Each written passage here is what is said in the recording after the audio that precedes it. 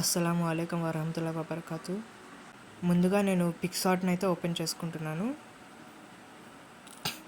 తర్వాత ఎడిట్ ఏ photo first option select చేసుకొని తర్వాత బ్యాక్గ్రౌండ్ని సెలెక్ట్ చేసుకుంటున్నాను. బ్యాక్గ్రౌండ్ వైట్ కలర్ బ్యాక్గ్రౌండ్ని అయితే నేను సెలెక్ట్ చేసుకుంటున్నాను. ఓకేనా. తర్వాత ఇమేజ్ సెర్చ్ మెనూలోకి వెళ్ళి యాప్లోకి వెళ్ళి ఖురాన్ అని టైప్ చేస్తున్నాను.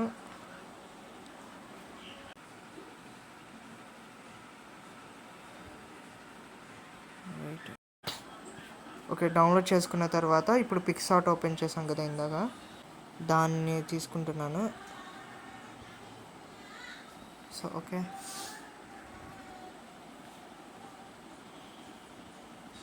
సో ఇలా అడ్జస్ట్ చేసుకున్న తర్వాత ఇప్పుడు టెక్స్ట్ యాడ్ చేద్దాం. Arabic text. ఖురాన్ యాప్లోకి వెళ్ళి అక్కడ నుండి మనకు కావాల్సిన ఏదైతే ఆయత ఉంటుందో, సపోజ్ బిస్మిల్లాహిర్ రహమానిర్ రహీం ఈ ఆయత ఉంది.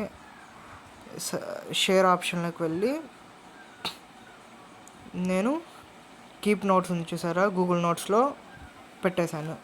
తర్వాత అరబిక్ వచ్చేసరికి నేను కాపీ చేసుకుంటున్నాను. నార్మల్గా అరబిక్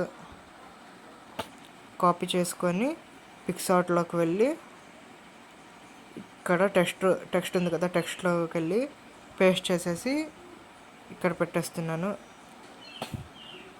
అరబిక్. తర్వాత తెలుగు కాపీ చేసుకుంటున్నాను. తెలుగు కాపీ చేసుకున్న తర్వాత ఇక్కడ మళ్ళీ పేస్ట్ చేసేస్తున్నాను. పేస్ట్ చేసి ఫాంట్ నాకు నచ్చిన ఫాంట్ ఏదో ఒకటి పెట్టుకుంటున్నాను. సపోజ్ మండలి ఫాంట్ పెట్టుకున్నాను అల్లాహ్ పేరుతో. సో మనకి వచ్చేసరికి ఇక్కడ అక్షరాలు కనిపించట్లేదు కాబట్టి యాడ్ ఫోటో మీదకి వెళ్ళి బ్యాక్గ్రౌండ్స్లోకి వెళ్ళి బ్లాక్ బ్యాక్గ్రౌండ్ సెలెక్ట్ చేసుకుంటున్నాను. ఇక్కడ కలర్స్ ఉంటాయి, బ్లాక్ కలర్ నేను సెలెక్ట్ చేసుకుంటున్నాను.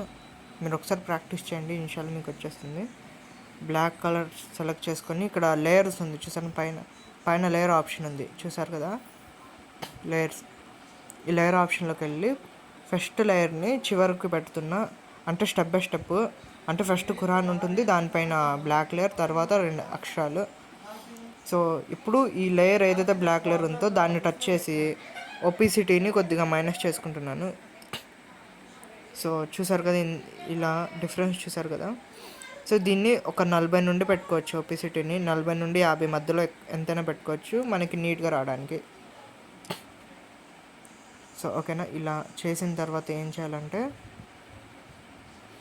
సో దీన్ని అడ్జస్ట్ చేసుకుందాం. సో అడ్జస్ట్ చేసుకుంటే మనకి బాగుంటుంది. ఓకే, చేసుకున్న తర్వాత కింద సూరా ఫాతిహా 1వ ఆయతను రాసేస్తే సరిపోతుంది. దీని కలర్స్ కొద్దిగా చేంజ్ చేద్దాం.